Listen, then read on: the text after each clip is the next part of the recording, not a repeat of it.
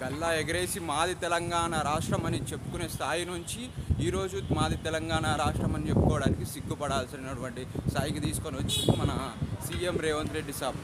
అసలు ఏమైనా అర్థమవుతుందా మీకు? మీకు గవర్నమెంట్ నడపడం చేత కాకపోతే రిజైన్ చేసేయండి అన్న. రేవంత్ రెడ్డి గారు, మీకు నడపడం చేత కాకపోతే రిజైన్ చేసుకోండి.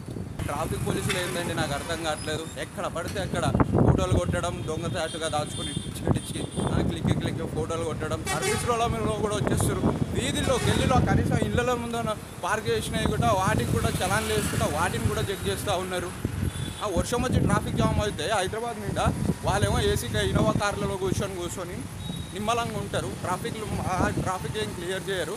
ఈ చలాన్ దొబ్బడానికి మాత్రమే ఉన్నారు. ఏంటి సార్ నాకు అర్థం కావట్లేదు. అడక తినే వాళ్ళ దగ్గర గీక్కొ తినే ప్రభుత్వం అయింది. ఏదో చించేస్తారు పొడి చేస్తారు అని చెప్పేసి ఓట్లు వేస్తే ఎట్లా, ఒంగోబెట్టి మా కార తీస్తే ఎలాగండి నాకు అర్థం కావట్లా.